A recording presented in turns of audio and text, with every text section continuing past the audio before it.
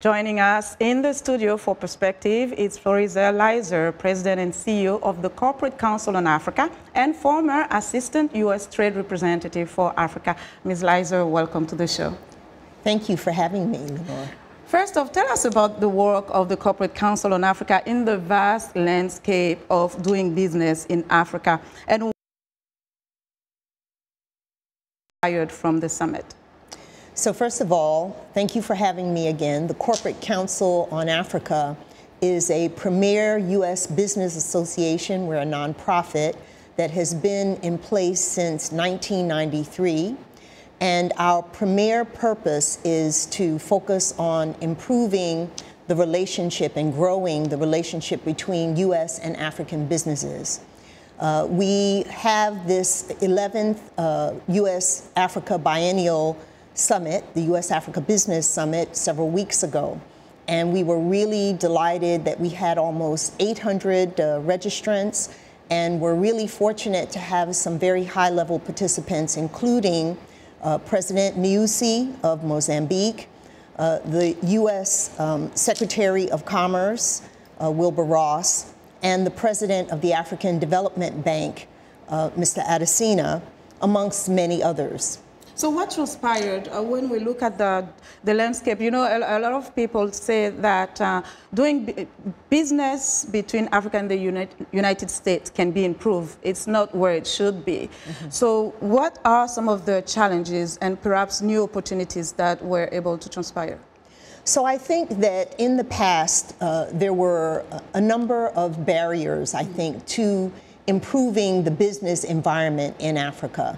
But many changes have been made. A vast majority of African countries, if you look at the World Bank Doing Business report, now have experienced improvements in the business environment, including how quickly one can get licenses to operate, and the general rule of law has really improved in Africa.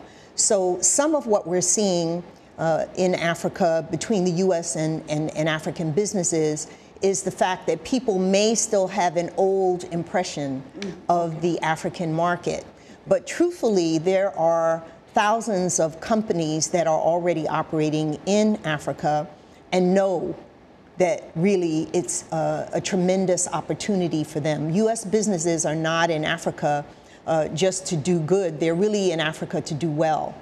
And like companies from all around the world, whether it is China, which everyone talks about, but also countries from Europe, Malaysia, Brazil, India, all over the world are in Africa for the same reason that U.S. companies are there. It is because they have one of the highest rates of return on investment, and they are also the second most popular destination for foreign direct investment.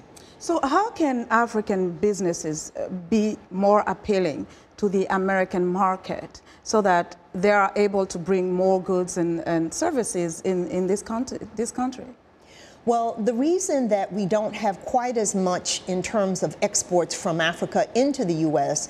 is because the nature of African trade with the United States and really with the rest of the world is still evolving. For a long time, Africans have really been producing raw commodities, shipping them out to other countries, including the United States, where those products are processed and value is added. Now, what we find is that the capacity in Africa to trade and to actually process its own raw commodities and materials, Africa is clearly very rich in them, and the ability to take those products and process them into more value-added products, ship them to the rest of the world is indeed happening already. So whereas maybe 20 years ago, you really did not see Africa shipping, for example, apparel to the rest of the world, or footwear to the rest of the world, or televisions to the rest of the world. Now what you're seeing is that Africans are indeed doing that. Companies there are able to be competitive vis-a-vis companies from all around the world. So for the United States, we have already seen probably about a tripling of African exports of non-oil commodities to the U.S. under the African Growth and Opportunity Act since 2000, when that law was first put in place. Obviously, there's much more room for growth, and much more room for diversification of African economies. Many African countries are focused on industrialization and diversification. And very quickly, you went from being the U.S. trade representative for Africa to the private sector. How do you make that shift?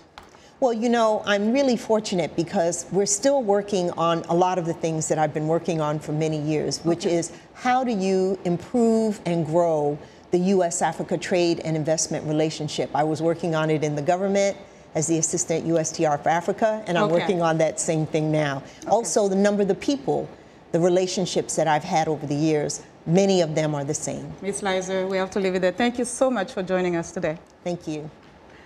And that was Florizelle Liser. She's President and CEO of the Corporate Council on Africa.